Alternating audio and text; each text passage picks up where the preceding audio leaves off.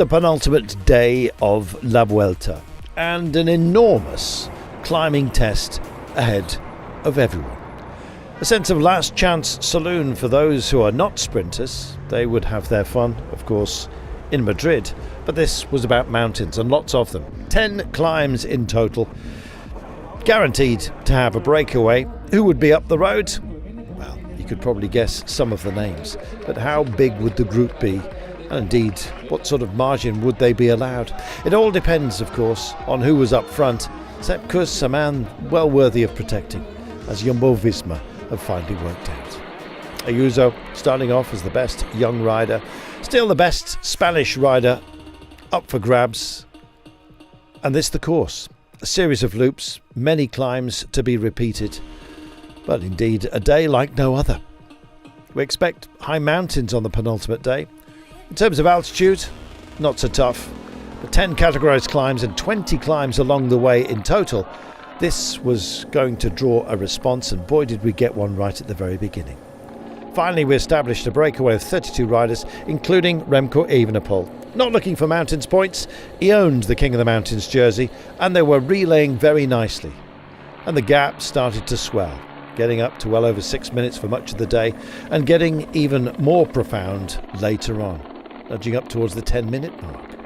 Well, the quality of those who were up front was there to see, but it surely couldn't stay as a cohesive group. And how did they deny Remco Evenepoel, who's been so strong in a situation like this throughout the race? Well, that was the question that some were trying to answer. The cohesion started to break down around 70 kilometres to go, and the attacks carried on raining down. But Evenepoel, along with Cattaneo, James Knox and Vavak, were more than capable of staving off the problem.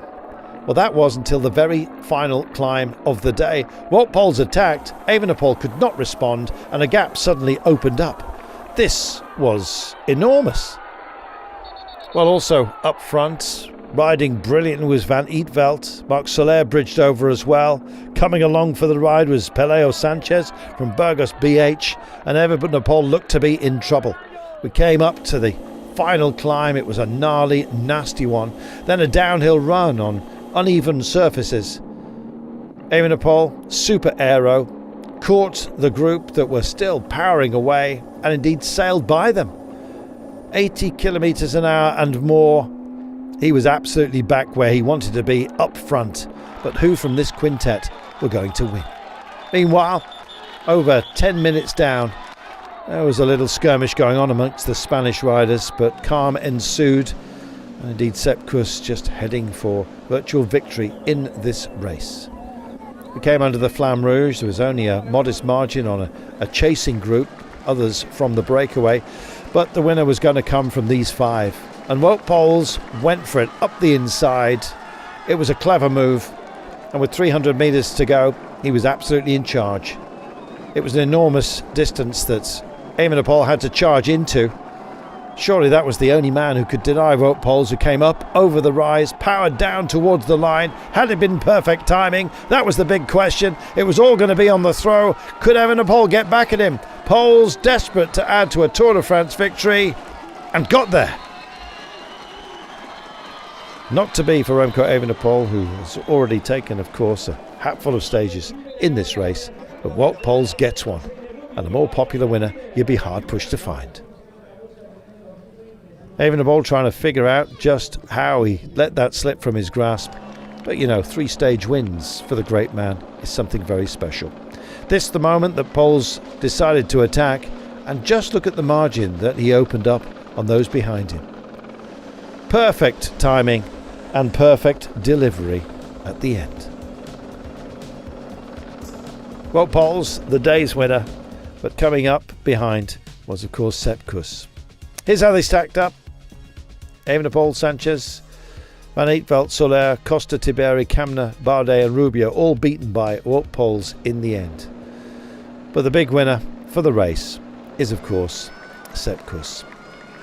His super domestiques, they won't mind us calling them that this time by Primož Roglič and Jonas Vingegaard, just sitting either side of him, and Sepp Kuss thanking them royally for everything they have done for him.